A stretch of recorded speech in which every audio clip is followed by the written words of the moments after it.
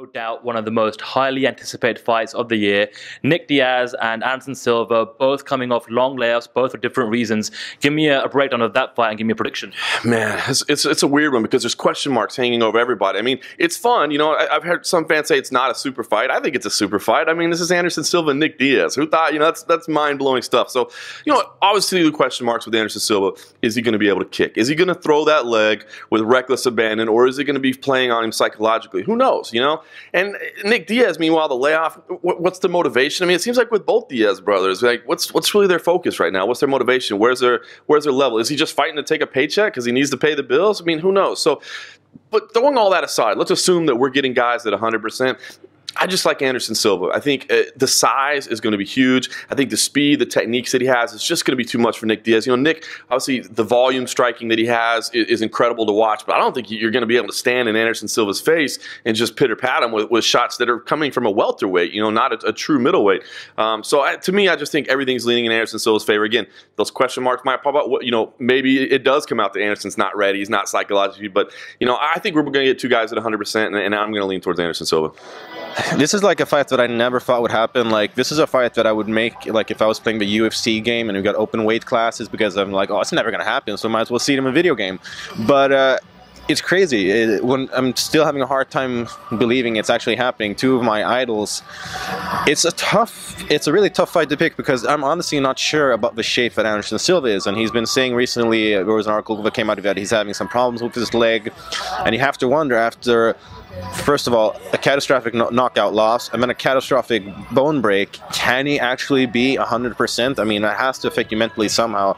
But Anderson, you know, he's very tough mentally. And I think most things are pointing him in the direction that he's going to win, but Diaz can surprise very easily. For all we know, he can get a submission. He might even get a TKO. But I'm about 55-45 in favor of Anderson Silva. Right. Nick Diaz is going to beat Anderson Silva. There's rumors coming out that Anderson Silva was KO'd in training in Los Angeles in the last week or two. There was the video of him allegedly knocking his partner out as well. But apparently Anderson may not, like, the whole thing is Anderson's been sold as a title rematch if he wins. Dana White seems to be fascinated with the prospect of Anderson Weidman. I don't want to see that. I want to see Anderson Silva fight top 10 guys that he can clown for the next 2 years and retire happily and a multi-millionaire as one of the greatest of all times. I don't want to see Anderson Silva knocked out cold by Chris Weidman again. Because if they fight again, if Dana White gets his fight that he wants, that's what's going to happen. Silva gets sparked. I think Diaz outstrikes him, volume punches to the body, to the head.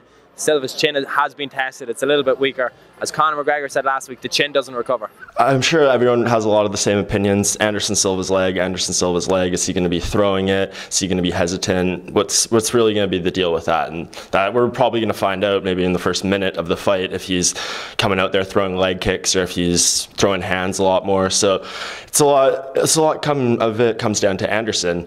It helps a lot for Nick if he's not throwing leg kicks, because we've seen the Diaz's really don't check leg kicks all that well. We saw what happened to Nate against Dos Anjos in December.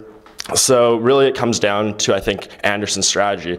He's the favorite, rightfully so, and if he's the one that's really controlling the action with his kicks and all that, it's going to be a really tough out for Nick. But it's hard to say. Like, we haven't seen Nick in so long. Has he been adding to his skill set? Has he kind of just been resting on what he has and he's just coming back to this fight for the money? It's so hard to, like, gauge Nick Diaz's motivations when he's coming into a fight, but this is a fight he's been wanting for years and years and years. Like, some people told me he mentioned that he wanted this fight like 8 years ago.